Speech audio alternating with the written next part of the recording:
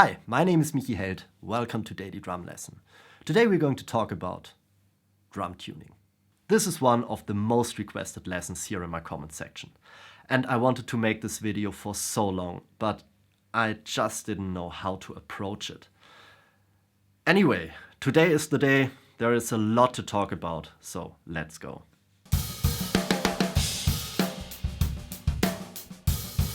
There are countless videos about drum tuning.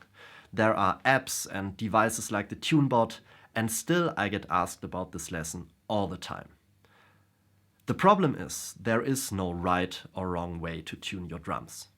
When you tune a guitar, A is 440 Hz, and then it is correct. Check out Adam Neely's video about that. Really cool. When you tune a drum set, it just has to sound good. So the question is, what is actually good? Let me ask you this. How often have you actually heard a drum set other than yours? Not in a YouTube video or on a recording, just a real drum set in a room. Not at a concert with other instruments and a PA, just a live drum set by itself. Probably not that often. Let me show you something.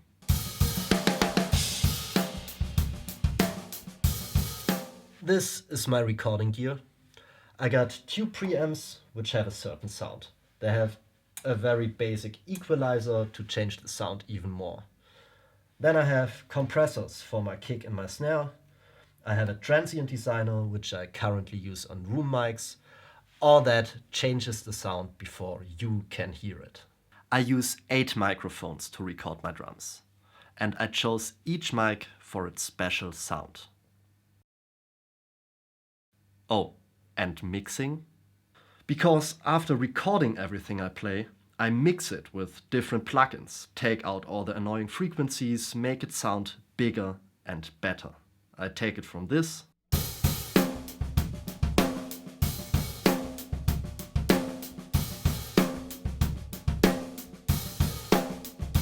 to this.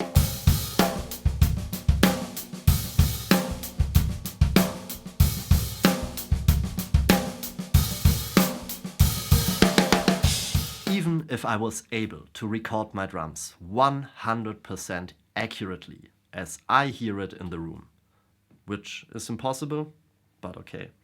Your speakers wouldn't be able to recreate that because they have their own sound as well. And then it is also a matter of loudness. When I hit a drum, this is the waveform it produces.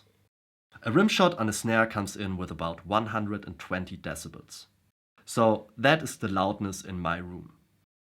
You probably won't play it back that loud. Let's say you play it back at 100 decibels, which is still the average loudness at a club.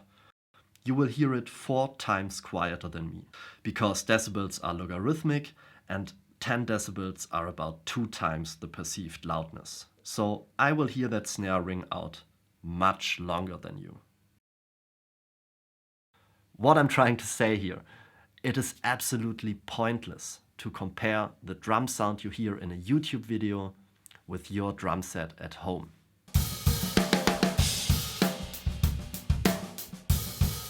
Let's talk about live music. We take that waveform of the rim shot again, and now we put all the other band members we drummers have to deal with above it. Guitars, bass, keyboard, vocals, whatever. We cannot hear what the snare is doing anymore. It just gets buried in the whole mix.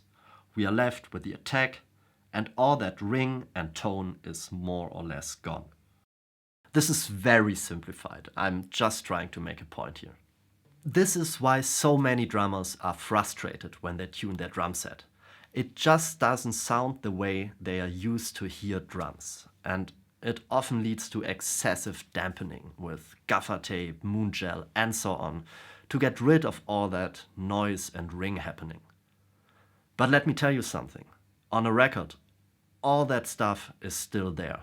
It just gets buried in the mix, but it fills the spaces and makes everything sound big and beautiful.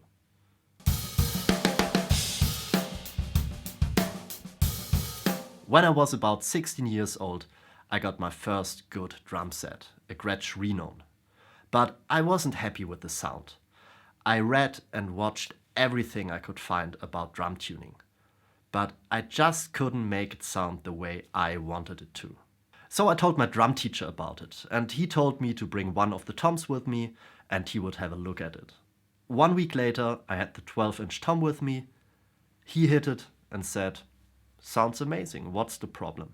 I spent so much time tuning that drum set and trying to get the sound I heard on records, without realizing that it actually already sounded great.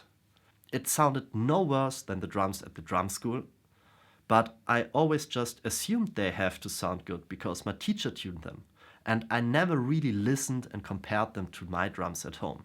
I was just so focused on getting that sound from my favorite bands.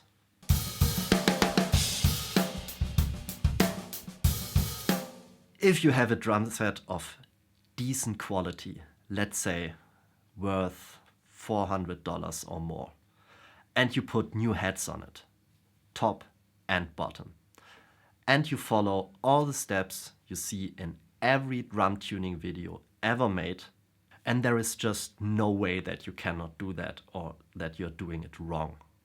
Your drum set will sound good. This is how a drum set sounds. The snare wires will rattle when you hit the toms, the snare will ring, the toms will have sustain. It's physics, and it is okay. Find a new definition for a good drum sound. Not what you hear on YouTube or at a concert or on a record, but what is actually possible and how all drums sound before they go through a PA or a recording chain.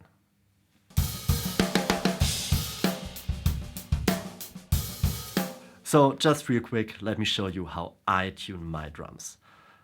Otherwise it wouldn't be a drum tuning lesson, but just some random guy rambling about drum sounds. Let's go. First, I tighten all the screws with my fingers, always the opposite ones in pairs, until I cannot move them anymore. Then I give them about half a turn with a drum key, again always the opposite sides in pairs.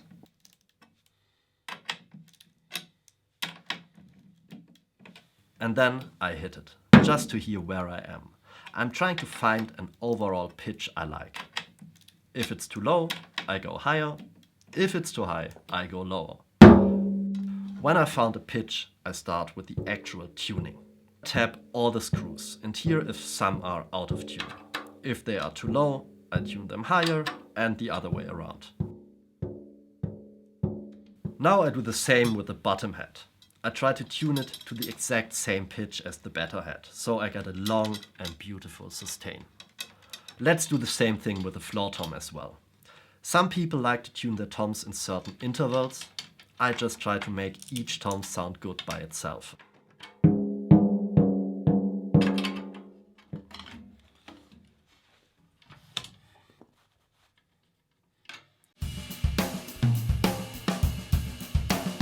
The bass drum is exactly the same as the toms.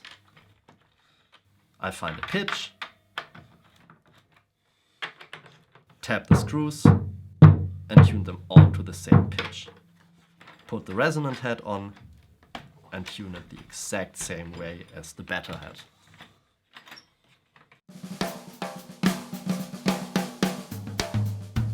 Only the snare is a little different.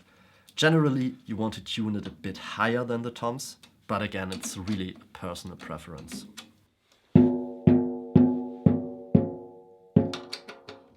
The trick here is all in the bottom head. I just crank it. I tune it really high and have never gotten to a point where it was too high. The higher, the better.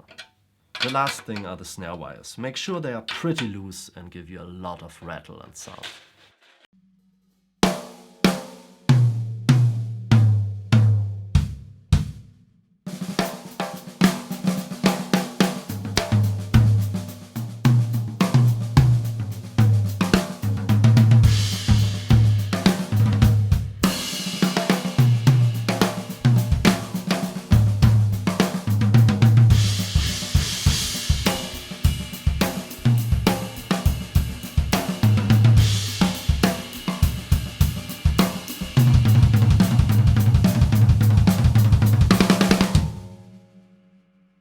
Alright, that's it for today. Thank you ever so much for watching.